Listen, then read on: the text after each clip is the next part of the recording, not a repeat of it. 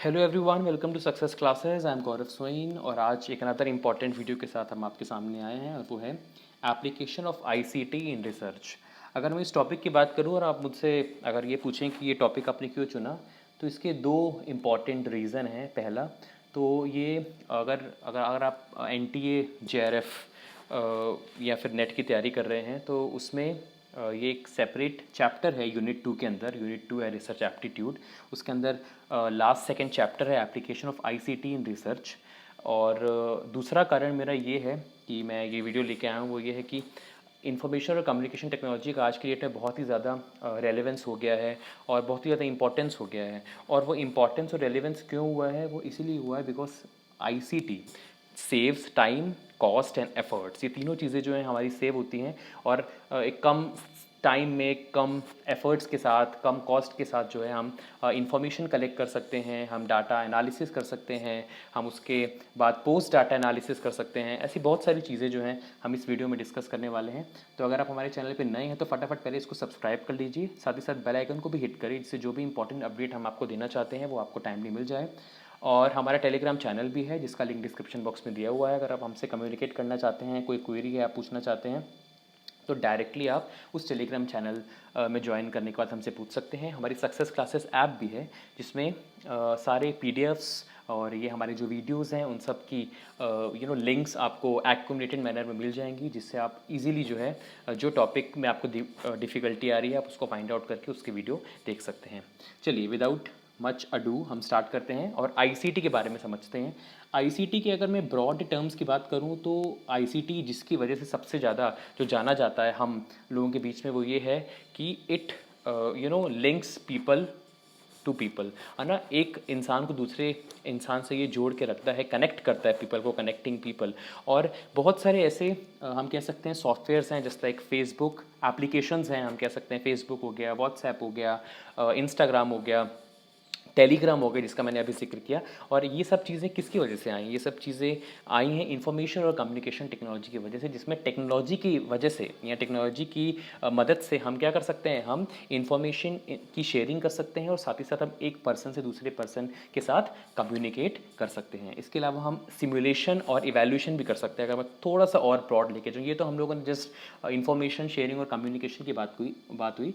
Simulation में क्या होता है? सिमुलेशन में हम अगर आप लोगों ने एक वर्ड सुना हो, दैट इज़ वर्चुअल लैब्स। इसमें क्या होता है, इसमें पहले के ज़माने में क्या हुआ करता था कि हम लोगों को, या अभी स्कूल्स में क्या होता है कि हम किसी एक पर्टिकुलर केमिकल को मिलाते हैं, दूसरे केमिकल को मिलाते हैं, उसके बाद हम देखते हैं कि क्या रिजल्ट आ रहा है। कई बार हम रिसर्च करते हैं तो हम सक्सेसफुल होते हैं, कई बार हमें सक्सेसफुल जो है नहीं हो पाते, हमें फेलियर जो है हासिल होता है।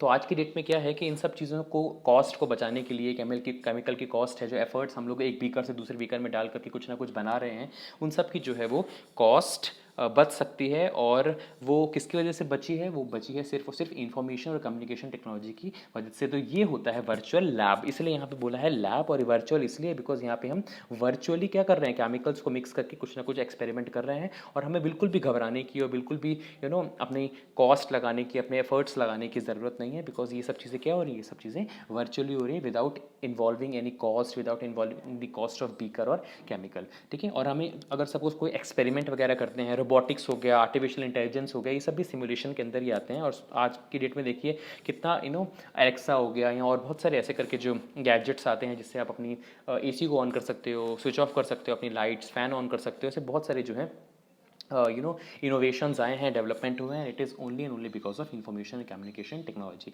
इसके साथ साथ इवैल्यूएशन कर सकते हैं। टीचिंग में बहुत वर्ड यूज़ होता है, वर्ड इवैल्यूएशन, है ना। हम लोग क्या करते हैं आज की डेट में, आप लोग देखते हो कि इवैल्यूएशन इसीलिए भी एक बहुत इंपॉर्टेंट टर्म अभी कोविड-19 में बना हुआ है कि आज की डेट में क्या है कि सर्टिफिकेट्स डिस्ट्रीब्यूट हो रहे हैं। आपके पास एक गूगल फॉर्म आता है, आपको लिमिटेड जो है मिनिमम मार्क्स होते हैं वो लाने होते हैं, और उसके बाद जो है अगर आप क्वालिफाई कर जाते हो तो आपको एक सर्टिफिकेट जो है अलॉट होता है। तो ये सब चीज़ें क्या है, these all are because of information and communication technology. हम मार्क्स इवैल्यूएट कर रहे हैं, उसके बाद ऑटोमेटिक जो है सर्टिफिकेट जनरेट हो जाता है। तो ये सब चीज़ें किसकी वजह से है? ये सब चीज़ें हैं इंफॉर्मेशन और कम्युनिकेशन टेक्नोलॉजी की मदद से ये सब चीज़ें आ पाई हैं। और मैंने आपको ये ब्रॉड तरीका बताया है। अब हम लोग पढ़ने वाले हैं स्पेसिफिक रिसर्च में कहाँ कहाँ इसको यूज़ किया जाता है। अभी मैं आपको बस एक तरीके से स्कैटर्ड तरीके से बताऊंगा, एक ओवरव्यू दूंगा, एक कह सकते हो आप एब्स्ट्रैक्ट बताऊंगा, और डिटेल में हम इसको स्टेप बाय स्टेप समझेंगे अपने अपकमिंग टाइम में।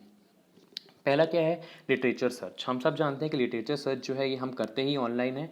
बहुत सारे जो है सॉफ्टवेयर्स अवेलेबल होते हैं लिटरेचर सर्च के, है ना, और उनकी मदद से हम, जैसे कि शोध गंगा हो गया, गूगल स्कॉलर हो गया, माइक्रोसॉफ्ट एकेडमिक सर्च हो गया, मैंडले हो गया, ऐसे करते करते और बहुत सारे जो हैं सॉफ्टवेयर्स आते हैं जिसमें हम लोग सर्च करते हैं कि हमारा जो टॉपिक हमने चूज़ किया है उससे रिलेटेड और कितनी प्रीवियस रिसर्चेज हो चुकी हैं, उसमें हम आइडेंटिफाई करते हैं रिसर्च गैप्स, और फिर उस रिसर्च गैप्स को आधार बना करके हम फर्दर रिसर्च करते हैं। इसके अलावा हम कम्युनिकेट कर सकते हैं, है ना, वाइड कम्युनिटी में, जैसे कि रिसर्च, हाँ ना, रिसर्च गेट अगर आपने ये एक सुना होगा, अगर एक कह सकते हो आप सॉफ्टवेयर होता है जिसमें आपने जो भी वर्क किया है, रिसर्च वर्क, आप उसको शेयर कर सकते हो एक्सपर्ट्स के साथ, सुपरवाइजर्स के साथ, और उसके अकॉर्डिंगली वो आपको सजेशंस देते हैं कि व्हाट इंप्रूवमेंट्स नीडेड। अगर अच्छा होता है तो वो आगे जा करके आपको सजेशंस देते हैं कि आप इसको कैसे इंप्रूव कर सकते हो, कहाँ इसे आप पब्लिश करा सकते हो। तो एक कम्युनिटी बन जाती है, उस कम्युनिटी में आप शेयर कर सकते हो चीज़ों को, है ना। और यहाँ पे क्या है, एक वर्ड लिखा हुआ है Q&Q, थर्ड पॉइंट पे, वो है quantitative and qualitative data analysis. इसमें क्या है कि हम लोग डाटा का एनालिसिस करते हैं quantitatively as well as qualitatively, है ना। बहुत सारे मेथड्स होते हैं जो कि आज की डेट में हम मैनुअल जो करते रहते हैं, है ना, वो आजकल बिल्कुल भी लोग प्रेफर नहीं कर रहे हैं, बिकॉज उसमें बहुत ज़्यादा टाइम होता है और बहुत ज़्यादा कॉस्ट इन्वॉल्व होती है। आजकल बहुत सारे सॉफ्टवेयर्स हैं, SPSS है, और क्वांटिटेटिव, क्वालिटेटिव, और बहुत ऐसे करके बहुत सारे आगे जाकर के मैं आपको बताऊंगा जो मुझे अभी याद आ रहे हैं, वो होते हैं जिसकी मदद से हम डाटा एनालिसिस कर सकते हैं, डाटा कलेक्ट कर सकते हैं। मैंने अभी आपको बताया गूगल फॉर्म में आप एक अपना क्वेश्चन डिज़ाइन कर सकते हो। ऐसे करते इसको डिज़ाइन करने के बाद आप उसको टेलीग्राम पे, व्हाट्सएप पे, और और बहुत सारे जो सोशल नेटवर्किंग साइट्स है, आप वहाँ पे शेयर कर सकते हो। फेसबुक में भी बहुत सारे लोग शेयर करते हैं, लोग उसको रेस्पोंडेंट्स जो है उसको फिल करते हैं, उसके अकॉर्डिंगली फिर आपके पास वो सबमिट होता है, फिर आप जो है उसका एनालिसिस कर सकते हो, डाटा कलेक्ट हो जाता है आपके पास इस सर्वे मेथड में। तो ये सब चीज़ें भी ICT की मदद से ही हो पाती है। उसके बाद आपको क्या करना है, अपना जो भी इंफॉर्मेशन है शेयर करनी है, उसकी मदद वो भी ICT की मदद से अपन कर लेते हैं। और बहुत सारे डाटाबेस भी अवेलेबल होते हैं, इलेक्ट्रॉनिक डाटाबेस। इसमें पेपर 1 में भी एक क्वेश्चन आ चुका है, इसलिए मैं एक वीडियो और बनाऊंगा आपके लिए कि कौन कौन से डाटाबेस होते हैं और किस डाटाबेस में हम क्या चीज़ कर सकते हैं, और इस कहाँ पे इंफॉर्मेशन शेयरिंग होती है, कौन सी डाटाबेस यूज़ होता है प्लैगियरिज्म डिटेक्शन के लिए, कौन सा यूज़ होता है आपका डाटा कलेक्शन के लिए, लिटरेचर रिव्यू के लिए। ऐसे करते करते जो है एक लिस्ट है मेरे पास, जो कि मैं आप लोगों से साझा करूँगा, जिससे आप लोग को आगे जा करके पता भी चले, क्योंकि लोगों को ये क्वेरी आती है कि सर हम ये चीज़ कहाँ से करें और वो चीज़ हम कहाँ से करें, और आज की डेट में हमें बहुत सारी चीज़ें ऐसी हैं जो पता भी नहीं हैं। तो ये वीडियोस जो मैं आपको दूंगा, आज की वीडियो हो गई या फिर जो मैं वीडियो आपको अभी लिस्ट वाली देने वाला हूँ, इससे आपको पता भी चल जाएगा कि कैसे हम ICT की मदद से अपनी चीज़ों को और इन्हांस इम्प्रूव कर सकते हैं, है ना। और यहाँ पे एक सेंटेंस लिखा हुआ है कॉमन फॉर्मेट। आपको शायद पता नहीं होगा कि आप जो है अपना रिसर्च पेपर बनाते हो वर्ड में, और कुछ प्रॉपर फॉर्मेट होता है। जैसे कि मैं अगर थीसिस की बात करूँ या रिसर्च पेपर का एक पर्टिकुलर फॉर्मेट होता है, जैसे कि इतने जो है मार्जिन होनी चाहिए, किस जगह पे आपका पेज नंबर होना चाहिए, और आपके जो टॉपिक है वो हर पेज में हाईलाइट होना चाहिए। ये सब कुछ मैंडेटरी रिक्वायरमेंट्स होती हैं फॉर्मेट की। ऐसे सॉफ्टवेयर्स अवेलेबल हैं इनफैक्ट, जिसमें आप अपने वर्ड का डाटा वहाँ पेस्ट करो, आपकी प्रॉपर मार्जिनिंग, आपका पेज नंबर, आपका प्रॉपर जो जो रिक्वायरमेंट होती है थीसिस में या रिसर्च पेपर में, या जो स्टैंडर्ड फॉर्मेट है या स्टैंडर्ड जो प्रोटोकॉल है, उसको फॉलो करके आपका पूरा जो है रिसर्च पेपर वो डिज़ाइन हो जाएगा, सिस्टमेटिक तरीके से शो होने लगेगा। तो ये भी जो है ऐसे सॉफ्टवेयर्स भी अवेलेबल, आगे जाकर मैं आपको बताऊँगा। ये डाटाबेस जो है इससे हम लोग डाटा रिट्रीव कर सकते हैं with the help of ICT। ऐसे करते करते बहुत सारी चीज़ें सबमिट कर सकते हैं हम, मैन्युस्क्रिप्ट, है ना, जर्नल में ऑनलाइन सबमिट कर सकते हैं। पहले के ज़माने में क्या हुआ करता था, मेरे गाइड मुझे बताते हैं कि हम लोग अपना हार्ड कॉपी में पूरा रिसर्च पेपर जो है निकालते थे, उसके बाद हम उसको कुरियर करते थे, वो पहुँचता था उस पर्टिकुलर एड्रेस पे पब्लिशर के, जो पब्लिशर उस जर्नल में हमारा रिसर्च पेपर पब्लिश करने वाला है। उसके बाद फिर हमको वो इंटीमेट करते थे कि आपका सेलेक्ट हुआ या रिजेक्ट हुआ। ऐसे करते करते बहुत जो है टाइम लग जाता था, और साथ ही साथ क्या है कि ये कॉस्ट कंज्यूमिंग भी बहुत ज़्यादा था। तो आज की डेट में क्या हो रहा है कि ICT की मदद से हमें पता चल जाता है, कॉल फॉर पेपर्स या कॉल फॉर मैन्युस्क्रिप्ट्स आ जाती हैं, हम उसको सेंड कर लेते हैं उस पर्टिकुलर जर्नल पे अपना मैन्युस्क्रिप्ट, और फिर हमारी कम्युनिकेशन होती रहती है with the help of telephones and mails, ठीक है। तो आज जो है हम लोगों ने एक ओवरव्यू लिया है। अब मैं सिस्टमैटिक तरीके से आपको बताने वाला हूँ कि कैसे हम कौन सी स्टेज में क्या चीज़ें करते हैं और कौन कौन से सॉफ्टवेयर्स अवेलेबल हैं जिससे आपका जो काम है वो आसानी से हो जाएगा। तो फर्स्ट जो है that is application of ICT in pre data analysis. Pre data analysis जब हम डाटा कलेक्ट कर रहे होते हैं, हम जो लिटरेचर सर्च कर रहे होते हैं, तब हम कैसे आईसीटी की मदद ले सकते हैं। उसके बाद नेक्स्ट है आपका कह सकते हैं हम डाटा एनालिसिस। डाटा एनालिसिस कैसे करना है मैंने आपको बताया था। बहुत सारे qualitative and quantitative data analysis के सॉफ्टवेयर पैकेजेस हैं, उसको हम देख सकते हैं। और पोस्ट डाटा एनालिसिस जैसे कि रेफरेंसिंग, बिब्लियोग्राफी, इसका भी मैं आपको बताऊंगा कि अभी तक हम लोग एपीए को सर्च करते रहते थे कि कहाँ ब्रैकेट लगेगा, कहाँ सेमीकोलन लगेगा, जो है सरनेम पहले आएगा, उसके बाद नेम का फर्स्ट लेटर रहेगा। ये सब चीज़ें भी हम लोग आराम से जो है with the help of software कर सकते हैं विदाउट एनी हसल। तो फर्स्ट प्री डाटा एनालिसिस में आ जाते हैं और आईसीटी का कॉन्सेप्ट समझते हैं कि यहाँ पे आईसीटी कैसे हेल्प कर रहा है। लिटरेचर सर्च, लिटरेचर हम सर्च कर रहे हैं, हम टॉपिक फाइंड आउट किया, हम लिटरेचर सर्च करते हैं, उससे रिलेटेड जितने भी रिसर्च पेपर्स होते हैं उसको हम स्टडी करते हैं और फिर रिसर्च गैप फाइंड आउट करके जो है फर्दर रिसर्च करते हैं।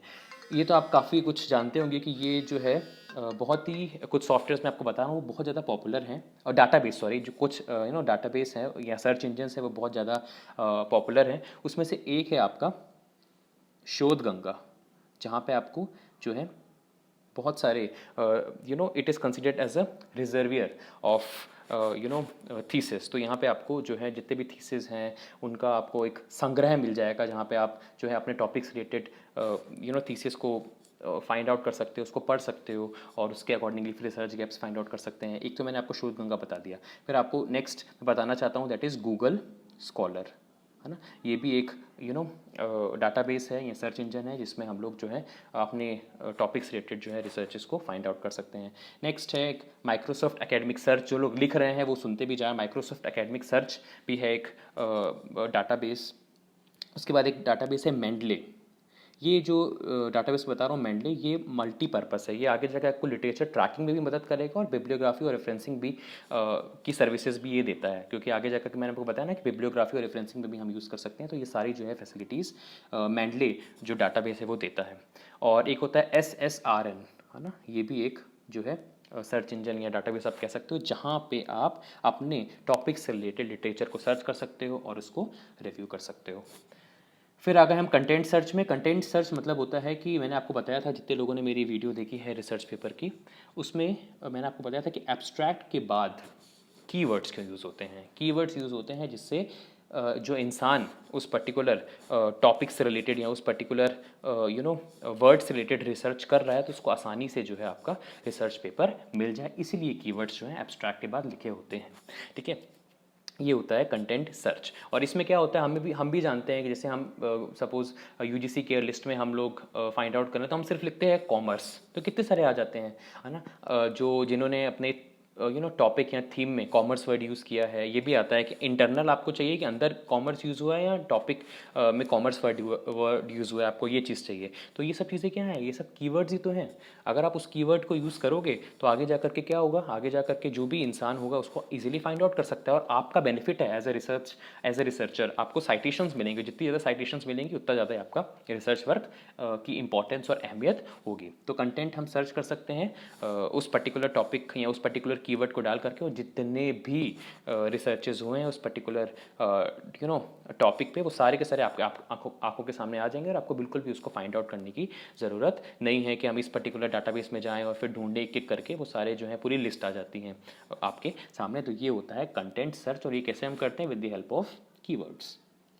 फिर लिटरेचर ट्रैकिंग। लिटरेचर ट्रैकिंग क्या है, इसका मतलब ये है कि आपने क्या किया है, आपने लिटरेचर सर्च कर लिया, आपको मिल गए जितने भी रिसर्च पेपर्स थे, आपने उसको फाइंड आउट कर लिया। अब आपको क्या करना है, अब आप इसको कहीं ना कहीं रखना चाहते हो, आप इसको एक तरीके से रिपॉजिट करना चाहते हो, आप कहीं ना कहीं इसको रखना चाहते हो जिससे आगे जा करके आप उसको रीयूज़ कर सको, है ना। क्योंकि आपने वो चीज़ पढ़ ली है, उस पर्टिकुलर है ना रिसर्च पेपर को पढ़ लिया, अब आपको उसको यूज़ भी करना है रिसर्च पेपर में, और फिर आप साइटेशंस भी देते हो जिससे जो है आप रिसर्च एथिक्स को फॉलो कर सको।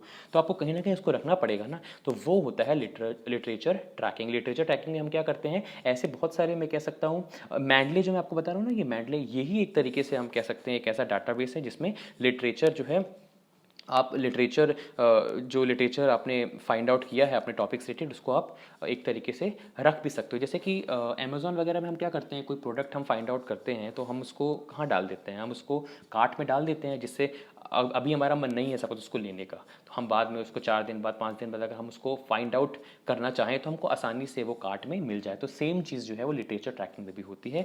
आप जो भी लिटरेचर फाइंड आउट करते हो on the basis of on the basis of different different data basis, आप उसको फाइंड आउट करते हो तो वो आपको एक जगह एक्यूमुलेट हो जाती है, जिससे बार बार आपको उसको ढूंढना ना पड़े और आपका जो टाइम है वो सेव हो जाए। तो ये होता है लिटरेचर ट्रैकिंग। और उसमें मैंने आपको बता दिया कि मैंने आपको बताया है डाटाबेस मैंडले, जिसमें आप लिटरेचर सर्च भी कर सकते हो और जो आपने सर्च किया है उसको आप संभालना चाहते हो फॉर फर्दर रीयूज़, तो वहाँ पे भी ये ऑप्शन रहता है। उसके बाद है डाटा कलेक्शन। डाटा कलेक्शन मतलब अगर आप सर्वे कर रहे हो और आपको क्वेश्चनेयर बनाना है तो आप जगह जगह तो जा नहीं सकते हो आप, है ना, उससे आपका टाइम बढ़ेगा, इन्वेस्टिगेटर को पैसा देना पड़ेगा, दे नीड देयर रेमुनरेशन। तो आप क्या कर सकते हो, आप उसको गूगल फॉर्म की मदद से या फिर सर्वे मंकी, ये भी आजकल बहुत ज़्यादा पॉपुलर हो रहा है, इसकी मदद से आप क्या कर सकते हो, अपना क्वेश्चनर डिज़ाइन कर सकते हो टेलीग्राम पे, व्हाट्सएप पे और फेसबुक पे और अदर सोशल नेटवर्किंग साइट्स में आप उसको सेंड कर सकते हो। और रिस्पॉन्डेंट फिर क्या करता है, उसको फिल आउट करता है और फिर आपको सबमिट कर देता है वो। तो ये सब तरीके हैं डाटा कलेक्ट करने के, आपको डाटा भी कलेक्ट हो जाता है और डाइवर्सिफाइड पॉपुलेशन भी आपकी इकट्ठा हो जाती है। सिंपल। अब आ जाते हैं application of ICT in data analysis. अब डाटा इकट्ठा हो गया तो अब एनालिसिस भी करिए उसका। डाटा एनालिसिस का मैंने आपको बताया था, दो तरीके से आप कर सकते हो, क्वांटिटेटिव डाटा एनालिसिस और क्वालिटेटिव डाटा एनालिसिस। ठीक है, क्वांटिटेटिव डाटा एनालिसिस मतलब जैसे कि हम पैरामीट्रिक टेस्ट करना चाहते हैं क्वांटिटेटिव में, तो कौन कौन सी पैरामीट्रिक टेस्ट है, टी टेस्ट हो गया, जेड टेस्ट हो गया, अनोवा हो गया। आजकल ऐसे स्टैटिस्टिकल पैकेजेस अवेलेबल हैं। मैंने आपको पहले भी बताया था कि स्टैटिस्टिक्स हम क्यों यूज़ करते हैं रिसर्च में, बिकॉज ऐसे पैकेजेस अवेलेबल होते हैं, क्योंकि statistics is basically used for data analysis. तो सॉफ्टवेयर पैकेजेस अवेलेबल ऐसे होते हैं जिसकी मदद से आप क्या कर सकते हो, आप डाटा का एनालिसिस कर सकते हो। तो कुछ quantitative data analysis statistical softwares मैं आपको बताना चाहता हूँ, जिसमें से पहला नाम मैं लिखना चाहता हूँ जो बहुत पॉपुलर है, that is SPSS, statistical package for social science. एक है आपका मैटलैब, ये एक बार एग्जाम में भी आ चुका है, मैटलैब। खैर मैं जो वीडियो लेके आऊँगा उसमें सारे जो है कोशिश करूँगा कि लिख दूँ। एक होता है आपका मिनी टैब, ये सब जो हैं यूज़ होते हैं क्वांटिटेटिव डाटा एनालिसिस में। SAS होता है statistical analysis software, Microsoft Excel, ठीक है, आर। तो ये सब चीज़ें क्या हैं, ये सब हैं statistical software which is used for quantitative data analysis.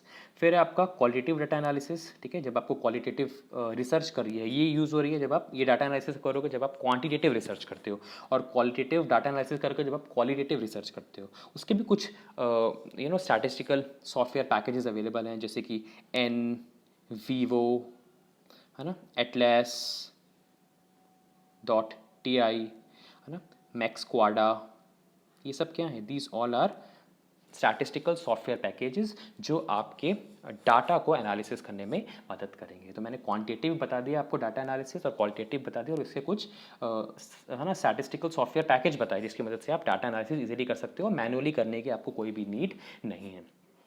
चलिए अब आ जाते हैं, डाटा एनालिसिस हो चुका है, पोस्ट डाटा एनालिसिस करना पड़ेगा। पोस्ट डाटा एनालिसिस भी अब हम करने वाले हैं रेफरेंसेस और बिब्लियोग्राफी कंपाइलेशन, है ना, हम उसको लिखने वाले हैं। जो जो हम लोगों ने एक मैंने वीडियो भी बनाया, उसका लिंक भी डिस्क्रिप्शन बॉक्स में दिया हुआ है कि रेफरेंसेस और बिब्लियोग्राफी में अंतर क्या होता है। तो रेफरेंसेस और बिब्लियोग्राफी कंपाइलेशन के लिए मैंने आपको बताया बहुत सारे सॉफ्टवेयर भी आते हैं जिसमें आप क्या कर सकते हो, जो नीडेड हैं, जैसे कि आपको उसमें लिखा आपने उस पर्टिकुलर ऑथर का नाम, जर्नल का नाम, उसका वॉल्यूम, उसका इशू, उस आपका रिसर्च पेपर का टॉपिक, और उसके बाद ऑटोमेटिकली आप जो भी स्टाइल ऑफ रेफरेंसिंग चूज़ करोगे ऑटोमेटिकली वो जो है उसको उसमें कन्वर्ट कर देगा। इसके कुछ सॉफ्टवेयर मैं आपको बता रहा हूँ, ये आप ट्राई भी कर सकते हो। एक है आपका एंड नोट, एंड नोट। एक है आपका जिटेरो, और एक है आपका वही मेंडले। मैंने आपको बताया ना, ये एक तरीके से मल्टीपर्पस है डाटाबेस। ठीक है, तो इनकी मदद से आप आसानी से क्या कर सकते हो, आप आसानी से रेफरेंस और बिब्लियोग्राफी को कंपाइल कर सकते हो। आपको बिल्कुल चिंता करने की जरूरत नहीं कि कॉमा कहाँ आएगा, फुल स्टॉप कहाँ आएगा, सेमीकोलन वगैरह कहाँ आएगा। आपको अपना स्टाइल ऑफ रेफरेंसिंग चूज़ करना है और उसके अकॉर्डिंगली जो है वो आपका रेफरेंसेस और बिब्लियोग्राफी डिज़ाइन कर देंगे।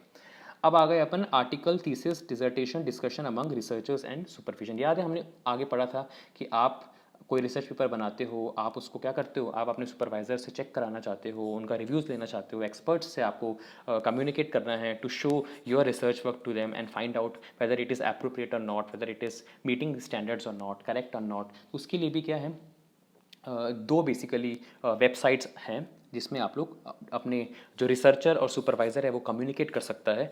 उसमें से एक आप सब जानते हो, वो है रिसर्चगेट, और एक है academia.edu।